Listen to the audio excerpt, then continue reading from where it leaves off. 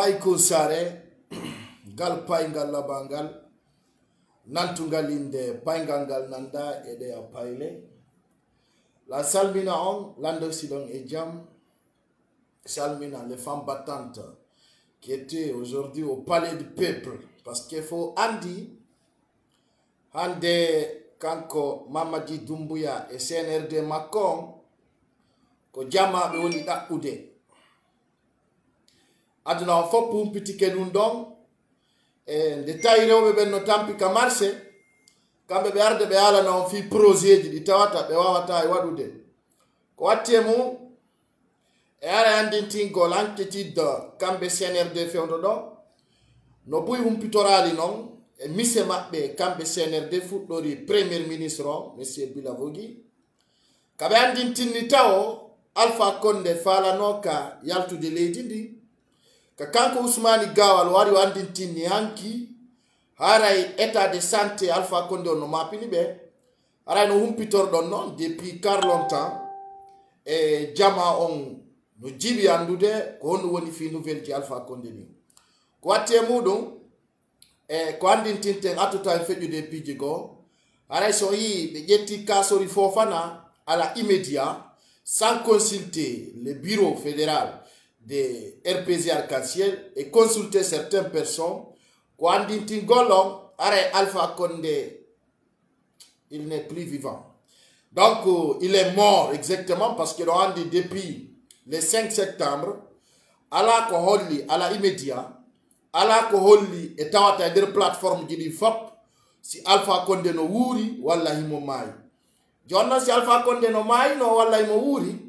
E no be holliri non kun jidira o nyokki kunda no ko wiri no wo kankun kun hali di Alpha Condé ko Alpha Condé inde be jettu kasori Fofana be wada sans consulter jane e ko nandita tay don ko ne ngarta e nder don non ara don andu piji din telen kona kiriton dey ino satti moƴƴa ino jibi libinni ara musibbe no andir don no ibe recensi aro be humilia en yenna en déstabiliser en mais exprimer mo jogiti dengo et objectif mengon ka terrain hollugol jama on ko onno fewndori e sare Conakry nde no andintinno den non e sayji feƴƴuɗi kadi haray ko commerçant ɓe ɓen jogiti sare nde ka timmiteten ɗo 1000 personnes haray la gandi taw on partage vidéo la gandi ɗo dans une minute en timmi 1000 personnes en yadda e jama o ko jama o wondete yahen fi ko galluɗo fi ɓe sonnaɓe ay ɗo gandi ande ko fête maɓɓe haray nombre de partage dans ces vidéos dans toutes les plateformes.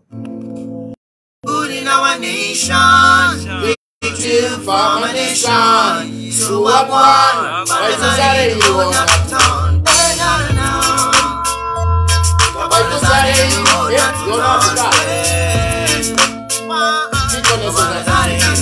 Qui connaît ces artistes-là? Donc, on y a des qui signalent des vidéos, Kaye, Nathalie, et puis ben on là. Mettez le cœur s'il vous plaît, partagez. Vous voyez déjà, ils ont commencé de signaler la vidéo.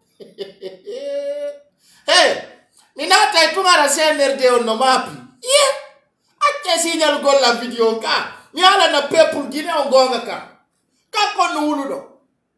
Regardez, ils ont commencé de signaler la vidéo. Oya vidéo on dari ke ka. Je vous demande nombre de partages s'il vous plaît et mettez le cœur. Ane qui de mi aride. Ministère de Toki. Ah, donc vous êtes là pour signaler. Ah, les femmes, mettez le cœur, partagez. Ruling our nation, we took from a nation. So what one? Balazari go not to town. Balazari go not to town. Balazari go not to town. Police, 911. Before the gun show time, before they done murder, call the police, 911. Hey, before the gun show time, before they done murder. Appelez la police, ils sont dominés par les vies. So ratatata, them get to try to figure. Catch them before the police have it. Son boy, the gun, you do have to see. Root boys, me have to bend my last spring. Get to the me, open your mouth, go long away. Sauda wa masinzi loki nandagi. Abani fonde go, anuna marasi. Kutano wa pogo, anuna kanari. Manu mena mafaso, ane mena mari. Call the police. 911. Before the gun show time. Ah. Before they done murder. Call the police. 911. Before the gun show time. Ah. Before they done murder. Batman rest a thing I yet a be. While the worry you see Marina and a near a Tangama. Let's ya move on when the Bible 02. Hello yet a be. Ramuna near a Gantama. Oh, you might have home. You get by your boy as a queen and a young. Yes. Sing and Marasi for you. But I don't want to say so. I see a batirano. The batidorote, Vima Emosano. Canta Coleana, Ibaraki never home. These are things that the two are reality they do. I could give the people let me hear a mirror. There's somebody flex about cooler nation. Mr. Vampire at my evolution. In this game of the police, the situation. To the association, the solution. Il nous a battu, nous allons venir comme des chiens. Aucun de ces gars ne t'assure des anciens. Les assassinats, les meurtres, chantillés comme des accidents. Mais comme des coups qui accident. Pour animer par la titine, faut mon reste à l'outine. Ne m'en plus qu'un million. Et quant à la finalité de la chose sollicitée, laissez-nous bénéficier de notre bien-aimé. De notre bien-aimé. Mais singing, de notre bien-aimé. Police 911. Before the gun show time. Before they done murder. Call the police 911. Before the gun show time. Before they done murder. Possibly really, only number Philly. Ticket man, bata bongo jongo wong really. My man a gali, a para one my berry. But I feel it, all of the young thing carry kuni. Man is a reality. Bonga kana weli, kalame ikodo kan haketu. Go on to them, Conta. Sare, Wani, Wana Mere, Wanu Gana, The guy didn't feel with them. What is to go pulling on? Pinka Gaini Lamare, Pinka Gaini Lamare. Before the gun show time, before the done murder. Voilà, Sergine, ser compatriote, no kukala ka ondo landari de. Ono nge wonti be mon, en jati gi be mon, e musi be mon. Hande kade yiti di, e 20 do, andi tingolon top be feundi de kasare kona krio saido. Haray no andi do no si pay kunsare nati, haray hibe mapi. Mi euro fo, mi salmi na milando si donge jam, no kukala ka ondo e ka jodo do yafo do lanceda. Très bien.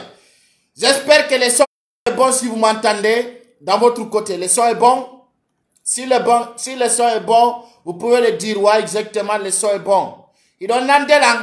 Je vais savoir si le son est bon, s'il vous plaît. Voilà.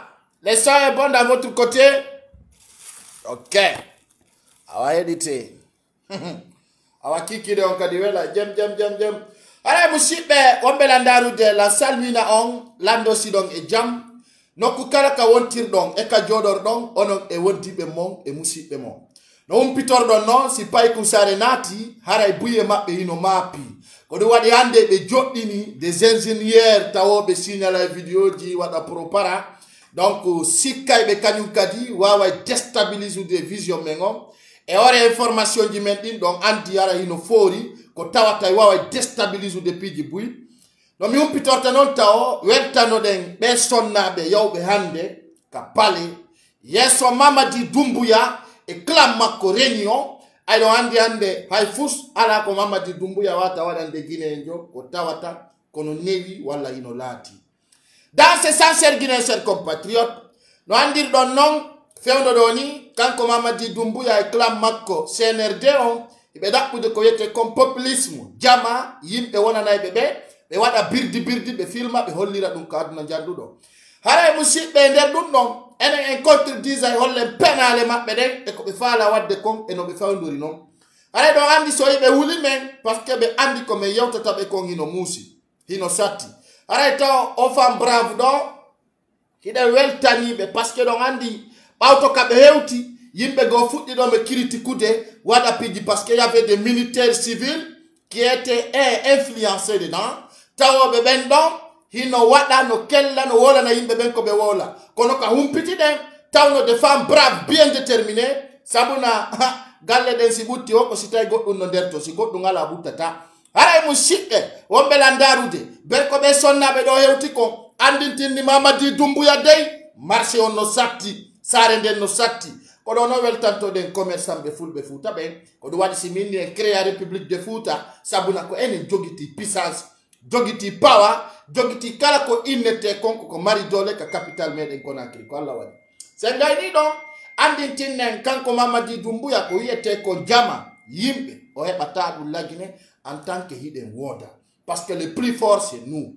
Donc dans ce sens kanko Mamadi Doumbouya no andi tirdo non bandiyagal makko ngal o fuddingal marsata e hore Guinée beben dum don holli taw rewbe be fuddike andintindemo awa ko fokkintinni ko marsata haray jama on woni sempre affrontugol CNRD e hore penale mabbe den s'il vous plaît silange direct accola no dogol parce que do andi ko dimanche jeden mi wadata do débat ouvert donc son tawi mi wada numéro ngon ka beccedo mi wada li débat ouvert haray lantori yafuye onon be noddabe ka numéro jafi interrompugol accol noddugol sabuna e do andi buy commentaire ka pazan do yimbe ben sikka mi wata jabagol do way mi dare on tumi fanka kono si fofoti ko hajunanga na hajunanga sina dum fofotata haray musibe wombe landaru de osaido telen Conakry ka humpiti den dom marché on série iden andi saku maro no fokkiti 500,000 600,000 700,000 haray dum do fono arde sare Conakry dem si sattia jama on yaltay andi tinnen kadi yimbe ben haray o saydo e piji tawaydi ino satti e sare Conakry dem ino sattani kambe CNRD yewtugol fi nouvelle ji Alpha Condé din donc andi si lando mayi mi adana on chobbi ka tawata gouvernement ngon ara yibe mapi je demande d'abord le nombre de partages parce que ande do wodi manikabe be humpita kitao Alpha Condé mayi à côté de Kankan à côté de Sigiri il y a des militants et sympathisants d'RPG Arc-en-Ciel qui n'ont pas de nouvelles d'Alpha Condé depuis le 5 septembre c'est clair donc Alpha Condé si men union o mayi on holotako kono sai gidi mi addanta on e mise tawata laamu ngun ka CNRD hibe addi toɓɓe hollude hay si Alpha Condé mayali wala e jam honɗum woni ɗum kanko monsieur Bilavogi witi ɗon parce que mi sikkuno on kadi ɗum no mari hoore kono andi ko inna ko commerçant international fo kako fonctionnaire international parce que je comprends pas min non ko mi noddirtan ko commerçant international on commerçant international monsieur Bilavogi haray don andi o hollita o toɓɓere wotere don andi silando mayi e be aray be nyemita marbe be ngakkil fama be yi mo lokiti wullu mo lokiti biñudo wulle kono da andi ko boyda wolande Guinée jon ko tuma yiwo so holo dans ce sens si men inni on Alpha Condé mayi wobbe sikkay ko sama kala men woni e ido humpiti kawairu den Alpha Condé e nouvelle ji makko ko le 5 septembre her saka Alpha Condé her sinaka o wawata wurudude ɗum e ka humpiti den kanko monsieur Bilavogi premier ministre woko baskottu mi anda honto yonto ko commerçant international wana fonctionnaire international kanko Bilavogi o andintinni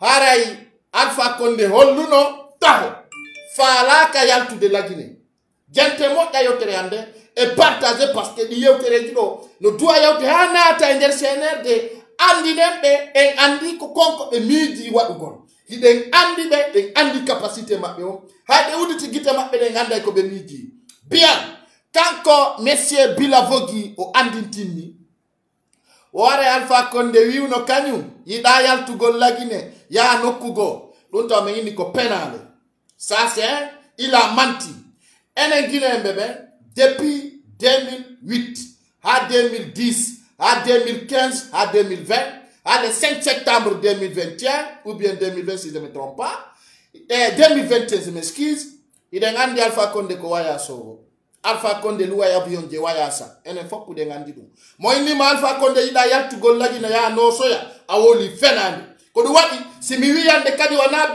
na fonctionnaire international ko commerçant international woni kanko monsieur Bilavogi parce que kam mi jiti mi tawi gandal makko e iletere ya galan no fota bien sûr gandal bilavoge fonction makko mi tawi no hersini katata o wi kanko o gollani loni Nations Unies union mi anda honto ko penale ko dum holli kanko bilavogi e impare kil ko watti don kanko Ousmani Gawal wo porte-parole gouvernement bandi on ka CNRD o andi tinni o haray état Alpha Condé o se critiqué, c'est-à-dire cellal Alpha Condé ngal no saboti cellal Alpha Condé ngal no fewndori don hino wayliti.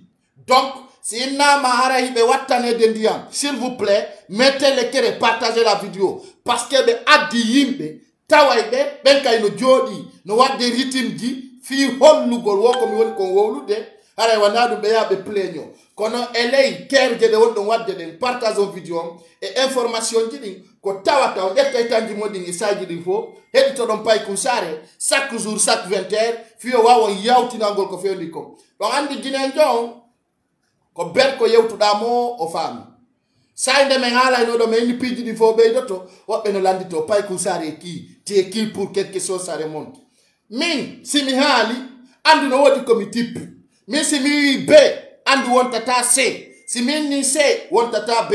Donc dans ce sens et andi tinay kambe RPG arc-en-ciel et wona mone mabbe ko mone ko tawi be famata konko fewdi sabuna kambe awola nay be hunde tawata nande be miji me woni mijagol e wona contre Guinée jogoto kono hebi stratégie hollowo gonga e fenande musibe au gouvernement de la transition mi andi tinna e ley kongol pay kusare si tawi Alpha Condé mayali et au vidéo do eta on wawata mo yaltinde.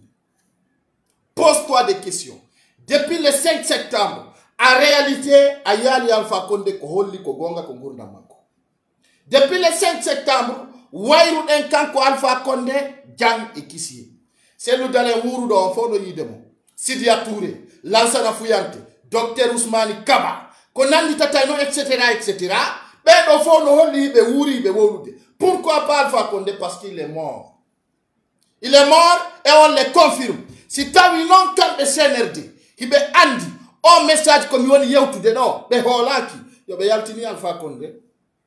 Are ko andi tigol militant et sympathisant RPG de Kankan à Conakry, je vous rappelle Alpha Condé est décédé. C'est dans ce sens ils ont commencé d'abord de manipuler tous les militants d'Alpha Condé qui a Conakry. Madungande ils ont andi Kasori Fofana KFO ils n'ont not ditimo fi nyawore fopuno andi kodum hiden doit wadu de communication stratégique tawowo en communication donc hewto ya benderton ande les communicants et certains membres de RPG Arc-en-Ciel et leur bureau fédéral de Kalou se posent des questions.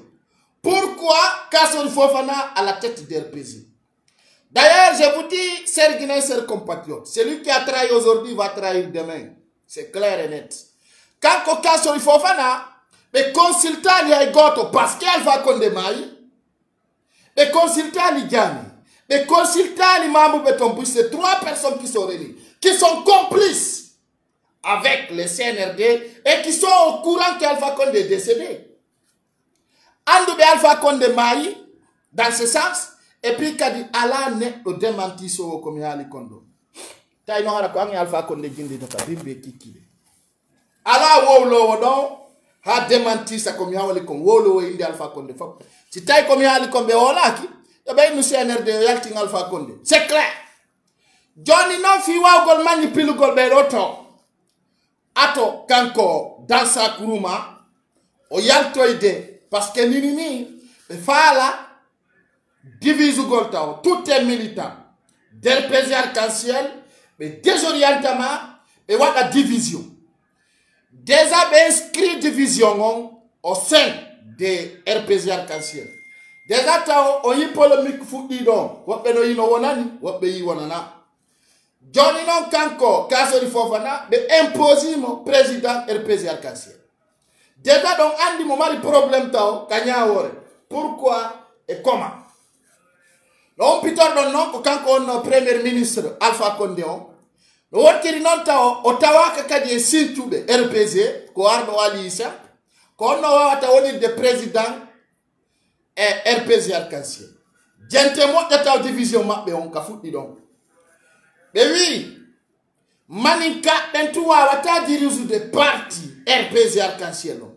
Écoutez attentivement ce que je vous dis. Partagez la vidéo, vous êtes nombre de 2000 personnes. Si on partage 4000 personnes qui ont eu une vidéo, parce que c'est un message très important que le Guinéen ne peut pas capter. N'allez pas division pour régner.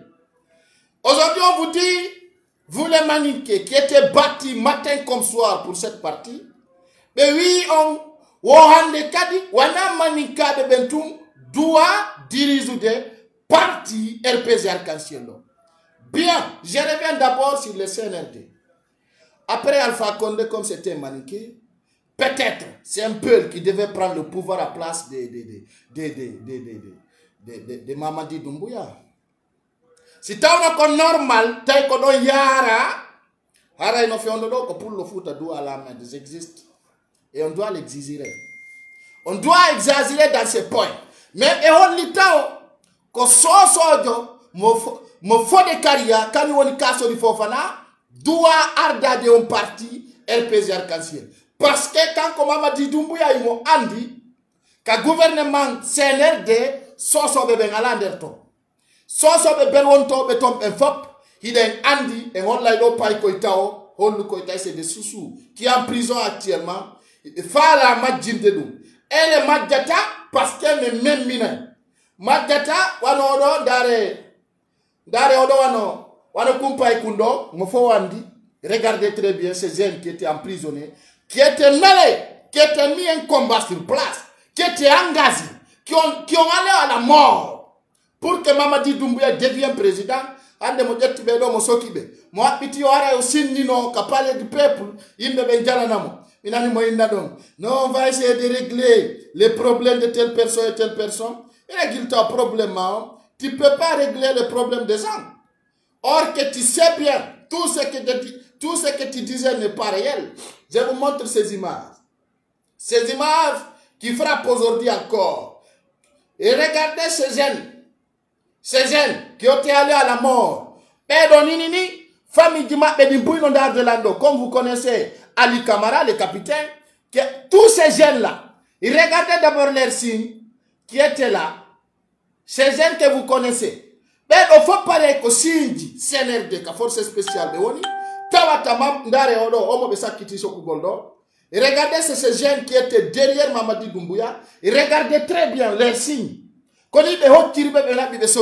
Complice des hauts commandements de la gendarmerie nationale et Bala Samoura. Regardez très bien ces jeunes. Regardez très bien ces jeunes qui étaient emprisonnés actuellement.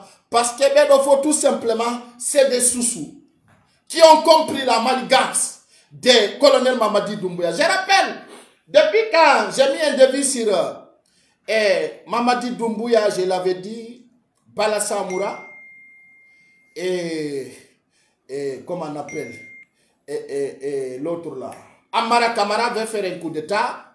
Si l'on voit ces images des jours, Odeti Bala Samoura, Wati Mokako Ingalmako. Mamadi Doumbouya, c'est que je te dis, il faut y croire à cela. Ils vont te taper. Tu n'as pas la sacrifice. Ils vont te taper parce que les gens qui te tapent, tu marches avec eux. Donc, dans ce sens, Andin Tingol, militants et sympathisants RPG, c'est non événement pour Kassori Fofana. C'est non événement. Mais Fala, Handi. No be yaltira e wola na Guinée be ben Alpha Condé mai jonno fiyo dun do reñu fita problème wadu ko mata be divise militant RPG arc-en-ciel. Allez comprendre ce message et partager les filles que be femmes be ara divise gollon be nada polygamy e berde monté et doute si be gayni dun don e yalta be wola dire transition mom be watta même jour décret Alpha Condé mai tawata non tawo be wadi militant be go kakile mabbe Kassori Fofana no gagna na be goddum harasi asifo wana do woni mission CNRD. Donc dans ce sens les militants et sympathisants s'il vous plaît Der père arc-en-ciel doit comprendre aujourd'hui ce qu'il devait exiger. C'est la liberté d'Alpha Condé s'il est vivant. Dun don koma immo don pirano kono be ittiyon e dun don hibe dabbude mo be nominana on be wada nomini ka parti mo on anda fi Alpha Condé no fewnduri ko dum wodli no yurumi la Guinée objectif mo c'est à bas. Ils sont pu manipuler cette transition. C'est donc si musidbe hande la Guinée leydi ndi woni leydi ndi ala sécurité, leydi ndi hulɓinike ka tawata hande kala ka yaruɗa a taway ko ɗon ɓuri hulɓinagol. No mi andintiniri noon commerçant ɓe fulɓe ɓen koye hoore mon wurete ay on jaɓali komi yewti on kon ɓe aray ka dépôt ji mon ɓe naata ɓe ƴetta ko ɓe faala ɓe ferma parce que ala ko ɓuri sattude ya ƴettu leere feccere walla leer ɗiɗi da haalande goɗɗo hunde wottere bimbe kikkiɗe o néglige ɗon ɓe ƴettama ayan haala goɗɗum walla an kako ittugol yimɓe wula addumaɗo e sikka ko ɗum hande min ni kala on commerçant jo pullo Fouta de ne plus importer des marchandises pour cet pays on nanata jonon tuba ɓe ari ɓe fermi marché ji mon ɗin ɓe ari ɓe fermi bien ji mon ɗin ɓe ari ɓe bonni marchandise mon on kono ɓe bonnirano no Alaji Salluwa joɗo ɗon noon noddugol pay ko sare a on yii ɓe ari ɓe bonnani men hiɓe añi men harano o waɗanoma alerte chaque jour j'ai dit à Sonoko d'arrêter d'envoyer les boulets en Guinée yo ferme mo wawi waɗugol usine Sierra Leone mo wawi waɗugol usine Guinée-Bissau ça marche comme ça marche en Guinée ko mbuɗi o faala mi innimo taw golludu e CNRD onon ɓe addoɓe batoje maaro Sine Inde ko nanditata e ɗum terre si pullo laamaki waɗe république de Fouta se waɗali ɗum on golla e ha gaynon ɓe bonna fop ala ko ɓuri mettude tuma yangiɗa ka jananiri darnuɗa suudu ha gaynuɗa yiya neɗɗo inconscient mo meeɗa yaade aventure feƴƴaji e pamalaku ara sifa ndulli ɓandu inno no ko Allah muuyi ay onon ko woni ko Allah muuyi c'est sincère ay maayi ɗon ko Allah muuyi c'est ça hein.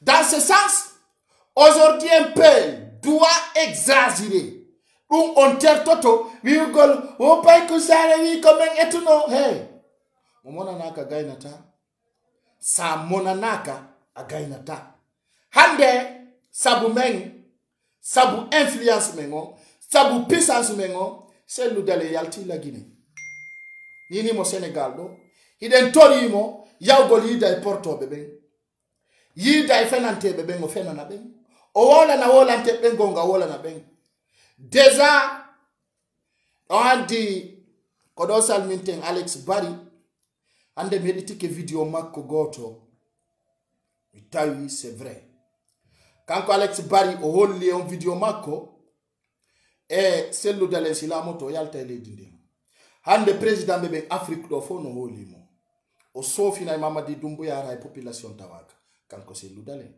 e hande Cellou Dalein e ɗi expérience fort ɗo tawata nde alliéɓe makko la naddu no sortodira to parce que je vais le dire président Cellou Dalein doit sofintinde ko wiyete kon allié fop ko fenande ko wiyete kon allié fop ko beppale hey tous les alliés si ɓe tanginike poste ka CNRD ils seront un jour comme Ousmane Gawal ko ɗum min sa wawi wangata sokka juuɗe ha hoorema siɗa wawi wallude goɗɗo wallamo so nani o so naɓali o naɓa ha o ndaro taw gañ taw terto président Cellou Dalein hande ɗa Dakar ɗo yiido e yiidete ɓen ɗo feƴƴa yeeso yiidoya kadi dowa ɓen yiidede andita ko dernier bal on ni mi andintinna noon kadi ɓen opposant ɓe fulɓe imme darto ɗon appui on fiyo Cellou Dalein laamu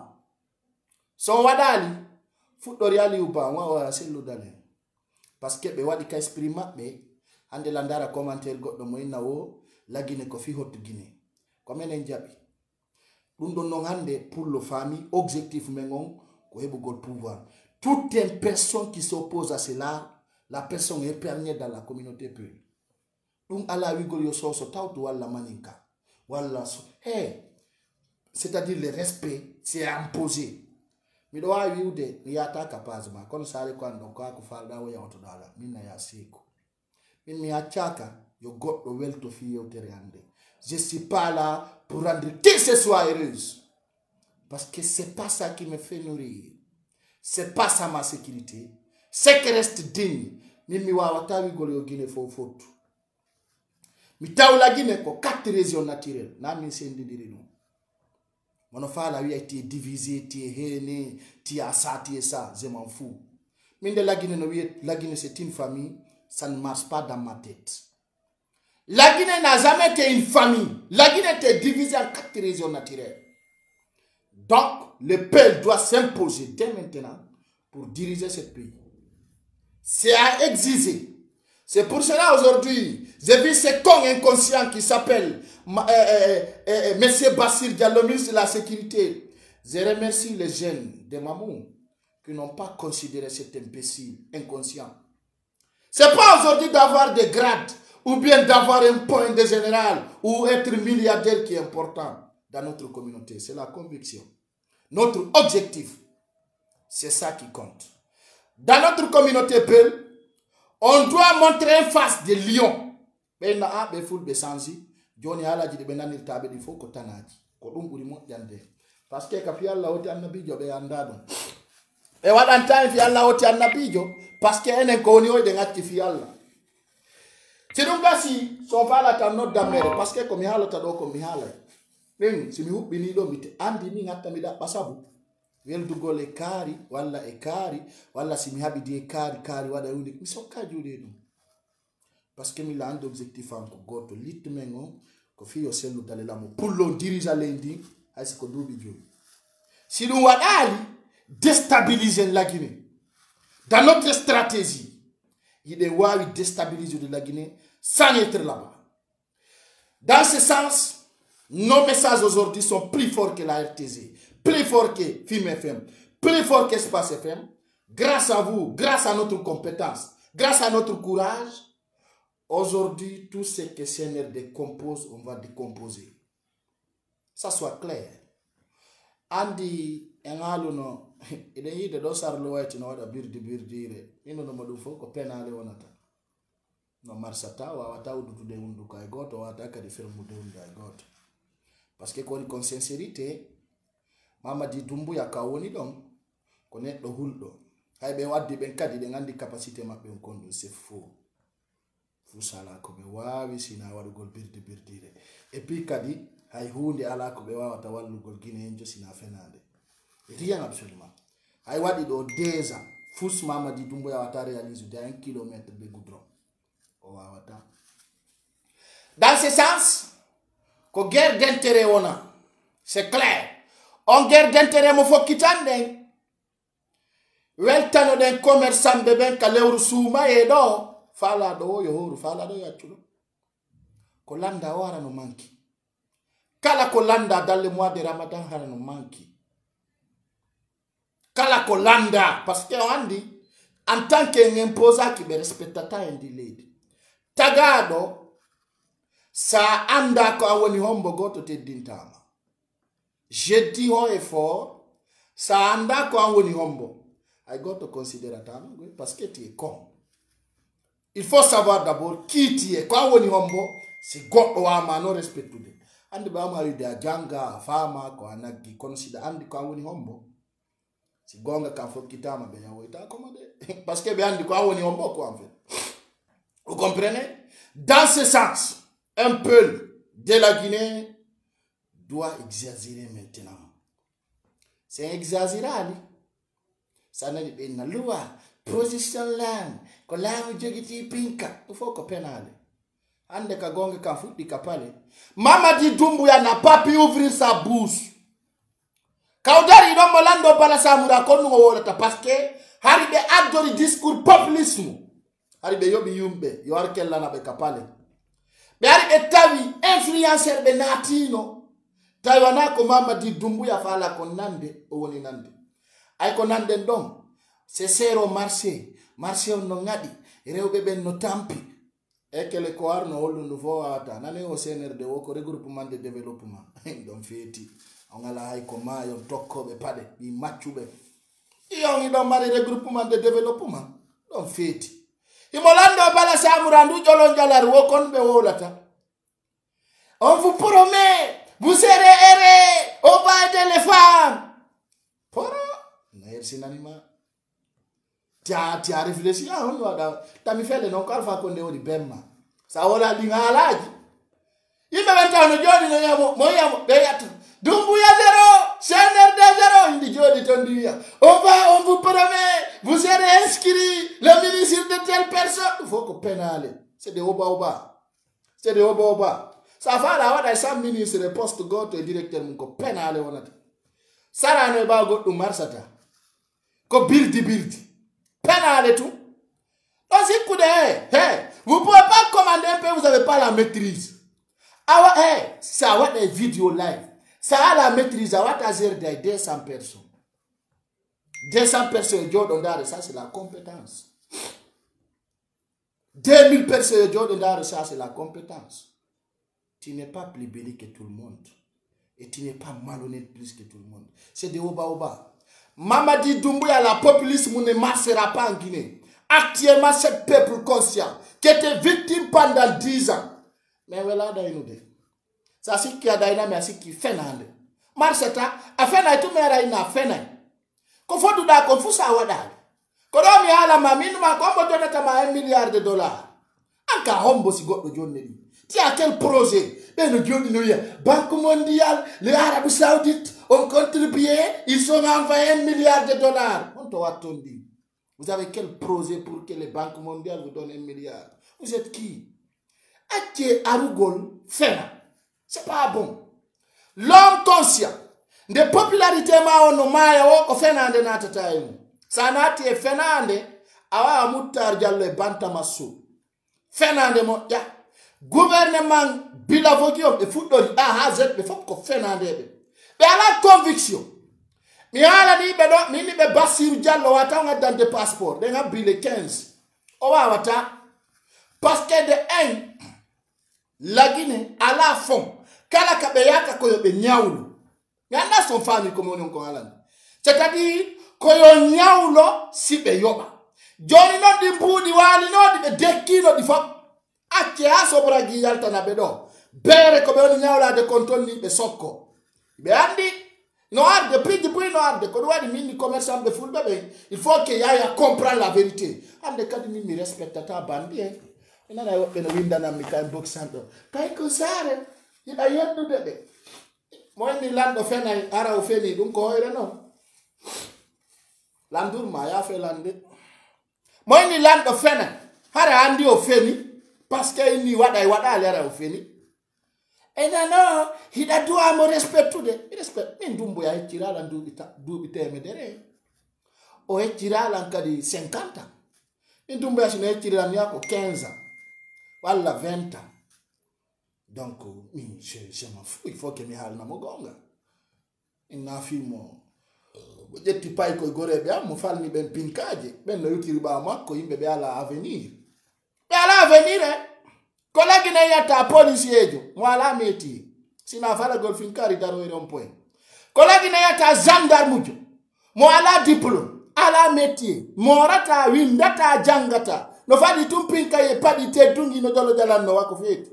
La Guinée yata zen himo ka arme objectif 0 sina fala go pinka wado paralte dunga sinino wada hogo agare wada line tribale fami na buri mungala nyande be munta taw be kina yenso be waro yan fo parce que on natiri ton sans objectif on janga on fama kon nay sina dum tagoto aru invection e ore penale quoi ça ne marche pas. Ça ne marchera pas. Pourquoi en Guinée, Ayata pour le foot, on a un commandement de bataillon. Ayata, parce que pour le foot, on a fait un nengo el mintata. Ça gagne ta on a tado. Kodum e jabata pour le foot, on a d'autres. Hande sa on sa ndare département, Kangini fop.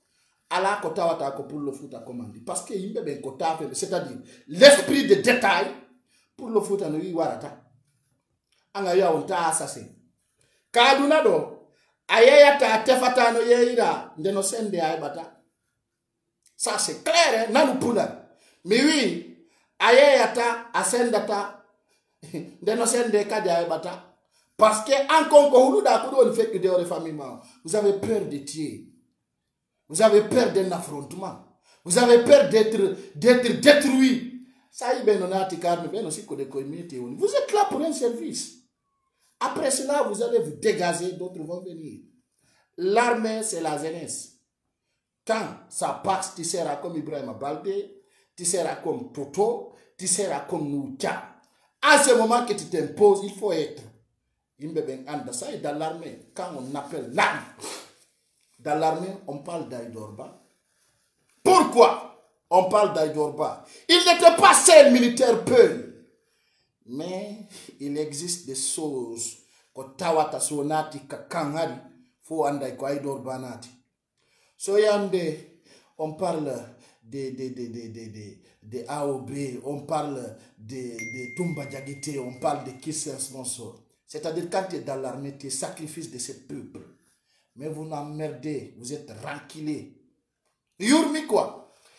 En fait, Moussi Sandari, Ender la Guinée, le haut de Guinée, mais quelle année de Fenade, il n'aime pas le pays. Madouhande Kala Guinée, Dion de conscient, doit qu'à quelle année Dumbuya. Aïda ta Dumbuya Burala. Konomin comme Yaw Namitaiko Fenade, minimum Fenay. Moi, on a John de Otoje.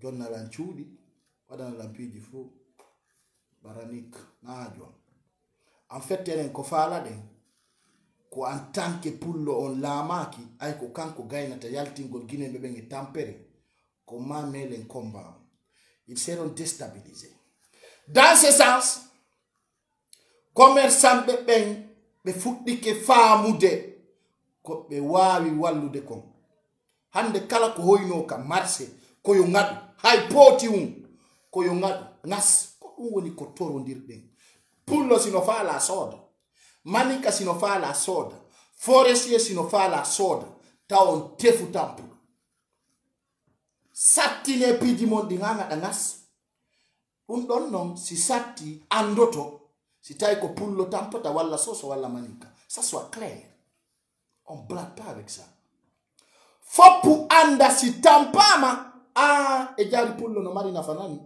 ayari o adda yeye ndo stopa hande kadera yeye taki e nder dum don hibe arde fermugol depoji mo maro di ko CNRD wadira campagne dum don no arde mi hala ni on tawo depuis un mois mi inni on wata on addu maro mi addana on non detail on hande ko hoddo minir no wata on addu maro. Wallahi billahi tallahi kala commerçant jo pullo addu do bato maro ara CNRD bi ko wadi la campagne nyanda non sino henamma déjà ko point di tati be adirantama bara be yama marchandise ma ko bondo bara be na ma maro ko addu da ko permis ko si ko sukkar be na permis c'est-à-dire fo boni be ara be jatte alaka wullito da be ara be jattama fopuya be jatti ma ko gonga réalité be jatti tawala ko wulito da tu maddu da bato maro be maro konko bonko tata ko maro don non ko kombe jetto ta be jonna be wibe no tampi ka marché da be en profita 1 mois 2 mois 3 mois vous comprenez ce que je vous dis jonno fita on perdu dum e wulata on perdi de ndare ko fetti kon frontière Guinée Sénégal dum don ko yeso mon wadi on fait ta nganga ko wandi ko jël perdu don jara de ngala so ngadi be perdi na yo ndaro hata on perdi tawata kadi alamo ala non be perdi na on parce que ibe woni pour fi intérêt mabbe be jetto ko maro mon be addana be ka marché be yako CNRD jonno fi on defandu dum kala ko addu do yeye kasuma yeta goto profit mais fuddoto yewtugol commerçant be bendo donc andi ko tuma suma yewto yimbe bendo kayo no addo de ko yeyete terte dum fuddi cionci paɗe hayta goto addu lagine tawata mo kala kono wurira mapuri commerçant ɓe fulɓe ɓe woni debbo woni gorko woni jiwo yo impose ɗum fi on ɗum fi droit de l'humain fi droit leñol mangol kono noon faalaɗo miilante ɗum natata e wonki makko si neɗɗo no miila himo faala ko heɓata ko non tun o wonirta dans ce sens en andi heɓugol jawdi dandatama hay hunde ko si a heɓi laamu si daɗa donc komi toroto kala on pullo anduɗo no addude marchandise fuɗɗi otowal sa sodita addula gine paɗal continue fusta addu sa addani e ko toroɗa ko e nder lebbi joyi pet ta addu ay fus mbuuɗi ko heɓata ko siko extérieur wonɗa maru ton ka banque ma siko mi oto mijinoɗa addugol mara par ce que ɓe wujjude ɓoyni otoje noddu Conakry landoɗa ɓe wujjude otoje ɓe kina pa yimɓe ɓe waray ɗum ɗo fof ko fi intimidugol ɗo dans ce sens haray koye jama on faamu hande kadi en yalti e Samakala ɗi message ɗi men yewtata on sendi toon ɗi fiyo ɓen waw heɗoyagol fiita ɓe a min andano hande en weltoto moƴƴa weltanoɗen partage aɓe vidéo ji ɗi so yande marché on satti ko parce que ko enen fewndo Mamadi Doumbouya ƴetti laamu ngun hiɗen tawa e ko wi kala pullo Fuuta addo marchandise yo tippin hiɗen tawa haalduɗen yen tippin kala konko arata lagine woni maaro woni nebban commerçant ɓe go wakkili perdugol wakkili tampugol perda intérêt o mum tippini marchandise on ka watti ɗon e jonte ɗiɗi no feƴƴi ɗo mais yo piji ɗin fof montu foppu no montude foppu kadi montay bimbi kala ñande kala weeti on taway no ɓeydi ñande kala weeti ɓeydo to woni ñande kala weeti sa hande sa tawi saku sukkar ko 400 000 jango arata ko 450 000 ko non non menen ko dow tum men fokkitiri mais fokkitira babade si tawi noon CNRD no way goɗɗo ɓe moƴƴi usine maaro walla ɓe moƴƴina usine nebban c'est ça ko toriɗen commerçant ɓe ɓen ber ko woodi kon mare fewdo ɗo ni mi haalana o so mari o yeewe ka suumaye ko ɓeyditi kadi ɓara no tiiɗi quoi in siɗa mari maaro ko ya maru suumayo ngari a yeytoyay ko seeri ko ripa kono a baka ko ley ndi wayno sa soodinini saku maaro 500 000 a mari no aroyde ka suumaye ko yeytatamo 700 000 800 000 ay ko woodi ko ñaamete min ni o jama yaltana e Doumbouya ɓe paakinamo vrai paatina ma o doga ta laamu ara so nari inde laamu o doga ngala hela ngala huɓa ay miɗo andi si sosoɓɓe wewlama baba ɗum na fulake non de si sosoɓɓe ñamali ɓe nantay si sosoɓɓe ñamali ɓe accay hakke kono konna ko pulloynata men ñama futti e nebbanture ananu bongano weli ko ñiiri jilla hakkune Allah donc si sosoɓɓe ñamali ara jamana ko wolete kon burama ya wolete tanene nden ñande na ko wolete kon koronti wolete sigayare yato donc na ka fugu lanca ko jawali talli ɗum fof ko fi bongano ñamede ara e nder ɗum ɗo si sosoɓɓe ñamali koto Doumbouya a sikkay Conakry pale on ko aéroport hakkunde Allah igoy hande ko ɓe natanma ka pale hari ɓe bakka few ɓe sosoɓe min ɓeɗe weɗanmi kamɓe sindu oyi gere nana hakkunde e Allah kamɓe ɓe tefa ɓe woni ministre ɓe laami ɓe laamaki ɓe tefa kono si bande on manki marché tawya mara muna bonga muna marché Madina yengema wali muna a baba ɗum ko yontere kamɓe si ɓe fuɗɗike ko tanene ha kalum ɓe baka on suma non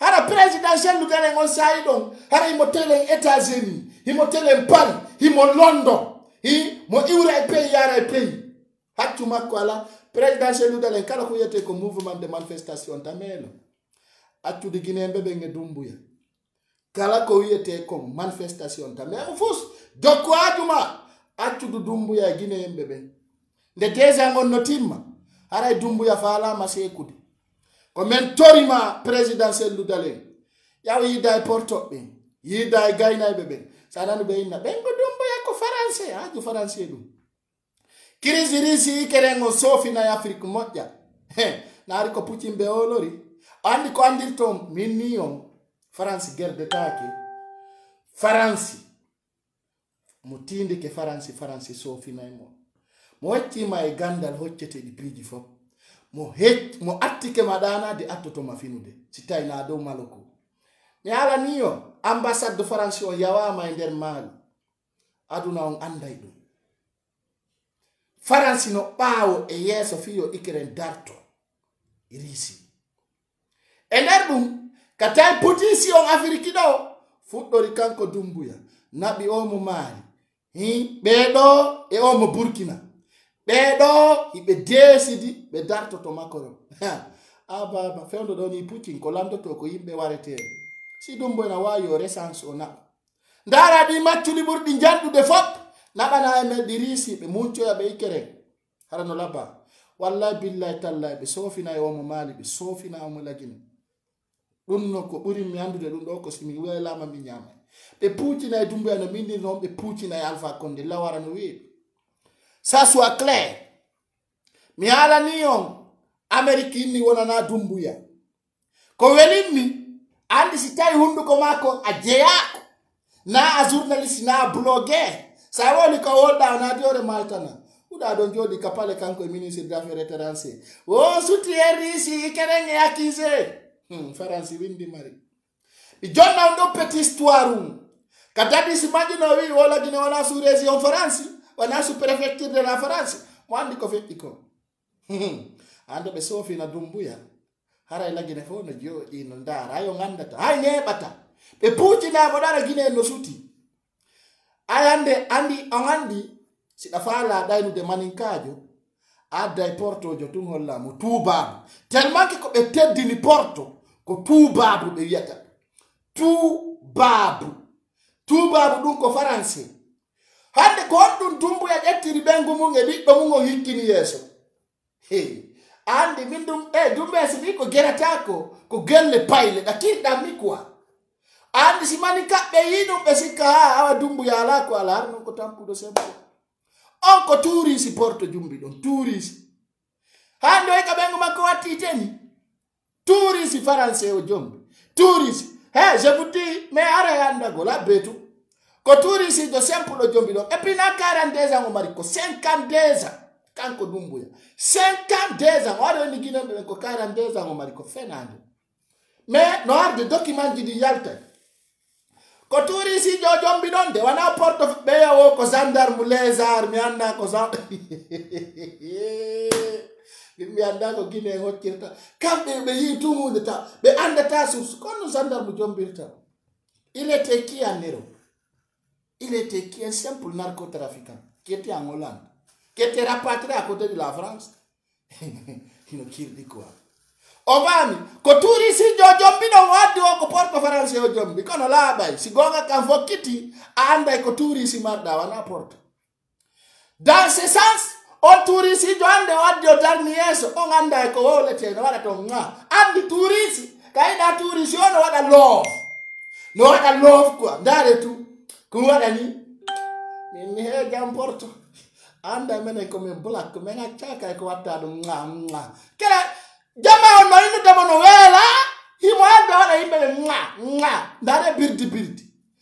ndaare birdire quoi ndaare birdire o yaha o jomba touriste o adda kañum e ɓiɗɗo ɗum o joɗɗina yeeso amen et puis so ndaari ko jiwum ko nanda e Dumbuya no gasa na e Dumbuya jeeyi ɗum min do mi hoolaki goy jam porto o addi ɗon touriste jo simple hino waɗa men no ok a waɗana men ko hitande wonde jombinirɗo waɗanamen on ɓiɗɗo maɗon ko duuɓi jeru mari a wata dande men addottaɓe leyɗe porto yaha ko ɓiɓɓe leydi no min jaɓata on parle pas de birdi la o poco pacare on andi ko no waddiri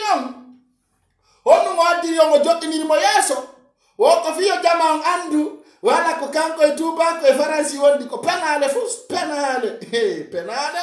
penale no mbaleje kis penale de andanɗo hoore mum yo rew kulle jemma ko porto touriste o waddi ɗon himo waɗa poco paccare habbe mi holla je vais vous montrer ça vous allez voir no yurmi no kirɗi hino yurmi no kirɗi on addani men touriste no waɗana men ɗon pocco paccare lagine no yurmi woɓɓe no dammi ganuya andi ko français jo jombi hiɗon kiɗɗi hakkunde Allah samme feeri andi ko français français walla français so finamo on anda français ala giɗi français ko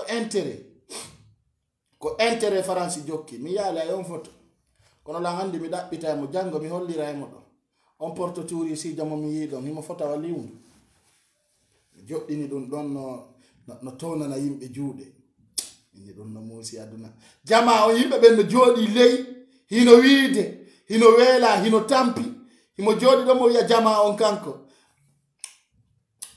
mi waɗa ni jama on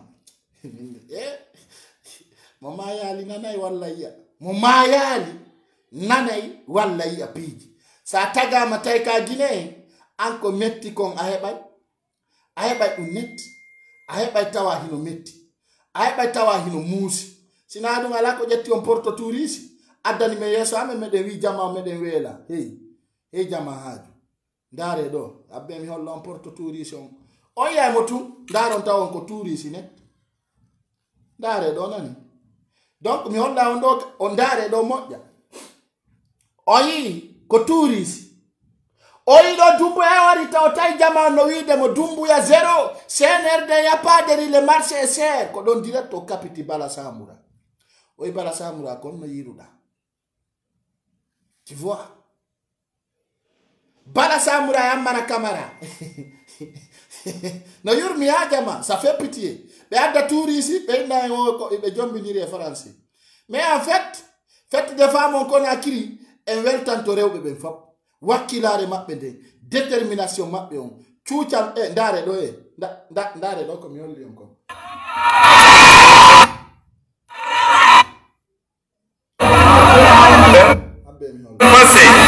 pour les femmes qui vont embrasser le métier des arts.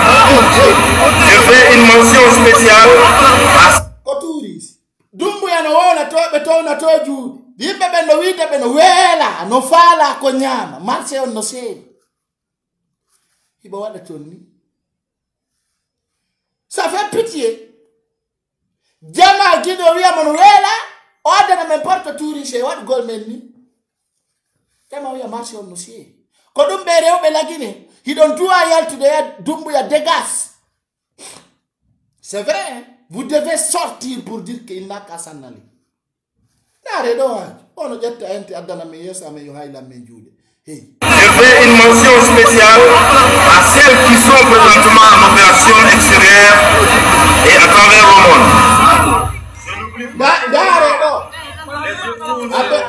monde. Ndare do kanko Mamadi Dumbuya himo kapiti do Bala Samoura parce que tawi fulon tabe wuligoy il avait peur parce que ko woni yide ko yimbe benna Dumbuya ça ne va pas le marché c'est tayo la mi wulde ko do direct e kapiti bo benno be yaw hakkunde yalla dare video jidi ko do be podi tiuri supporto andi supporto yibale no mobo diri ara be tona tunju minni o setel no hulɓi minni andaw to guine en duɓɗi ko tawta ko tuuri islamu to en e jewde ɓe yawa o ko porte français o jombi c'est un gendarme para no yurmi ça fait pitié tawta lagine koyeɓe produise u penale ɓe ñoƴƴa ɗum ɓe haɓɓito ɗum wona e gonga ari ko penale ay ko français o jombi yoɓe hokku on heure sénégal eɓe hokku on heure français penale donc dans ce sac ɗum ɗo no holli piiji ɗin hino yurmi ko sans motif sans objectif. Hari no ko honɗum kamɓe ɓe faala ɓeɗo sikkude menen guine ɓe ganda porte touriste ne on ɗon sikkude ɓe ganda ko fewndi quoi on ɗon sikkude menen ko porte areta towna juuɗe yeeso amen menen haccayi ɗum c'est pas notre problème notre objectif c'est un développement na haalaji o ari mo inna ɗon on vous promet le développement dans les transitions on vous promet de ci de ça et de ça ɗum fof ko penale e terto ɗum terto meɗen andi ko en 2008 yawɗa leyɗe porte en 2008 ole mo holluɗa ɗo wiɗa ko ɓiɗɗo ma on ko alan 2000 heɓa o na intérêt ni porto ayiyaɓe tun ande a duuɓi maɓɓe ɗi gara no yalti ka yeeso o momi yiɗo o e patima wona e gore mama di dum ya ko anon a hola ki non ko mi ala ma kon kono yo pati ma woddo dira ay mi mo tawa to mi andu na mi andu de ko bi mala wi de ko bengu bala samura kunde yal kamimo mi ndari am sikko de ko bengu bala samura ndare Et je trouve que le moyen soldat contribue à l'équilibre de notre cher pays.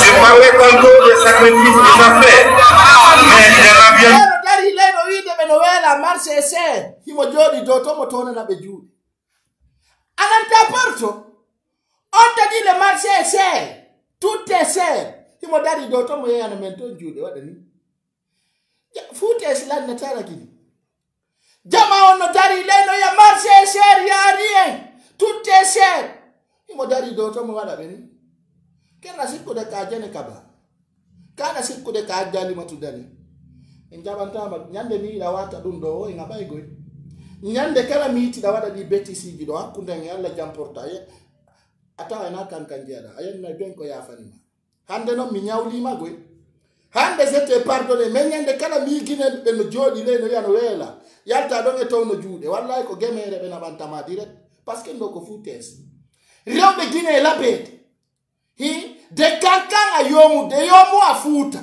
o maccido baleje dombo ya porto adara men do tona men juude quoi ena me yetungo men andina ko marsata men daruno me sikkude asasa jikkumango men les arts français lamta ko muk abadaladi ono jetti touri siru porto narina tonya na men juude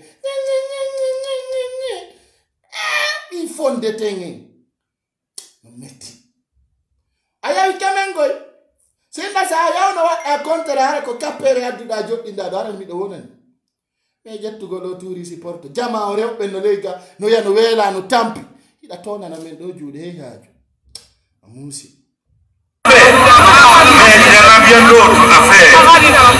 La femme ne doit plus être marginalisée à cause de sa féminité. Fête de femmes. No yurmi ha no yurmi. Bewo ku de lay torena ko di konfettude. Lagine si afala be warde wi be tungenya henya. Ara be hewti be wartindira. No yurmi, hino yurmi. Ça fait pitié. Ça fait pitié de voir des bêtises comme ça. Ko tawata, voilà. O bandi salte no wada do birdire. No musi. No musi. Ya chanta ongoy, mi genga yo nyande o nyande. He dumbo ya nguko ni enandi do. Lando alfa ko defi am walante. Yeah. Anu la andi do su de fure makko. Idon suudu te dum. Suude tom aray ko halu do. Partagez vidéo mine. On a encore du temps. Donc, je vous demande le nombre de partages. Chers Guinéens, chers compatriotes, haray ko andi tingolong. Akena ko be fala fi o kaso rifofa na wo le fi mon ko pas d'élastique ko woni wakta gol ni. On sikki fenande. So ngara wi do men alfa konde mai kisalan dare taw. Dum do fop ko fiyo jama on intéresse e kaso rifofa na pas de plastique ko watti. Dum do fop ko manipulation. Manipulation CNRD. Oyi, pas de plastique ko watti, imo wada birdire. Dare aju. Kaso di fofana. O andi, ko yawre holli sellu dalen billahi wallahi taala. Yawre foutaise. Yawre e borreni di quoi. Mais en fait, Guinée bebe yo famu hunde wotere. Wakilare den ko kafa Allah. Haray ko toruto den jama on fo d'être mobilisé, d'être déterminé au terrain. Haray ko wano dum do mi mari ko mi yewta on ko wakkilagol wona yimbe très fort. Donc en daroto do wano hande kala hawro vidéo on partage amo fiyo waw hewtude kadu aton. Donc haray ko tori den commerçant be ben kadi ko sattingol marché on. En cas si urgence yanti der jommo mi artay inshallah haray ko ngoto en daroto wano do fiyo fo waw ndar de vidéo on ara be tampani ko feƴƴiti. Je vous aime, je vous embrasse. On se retrouve demain soir à partir de 20h. Au revoir.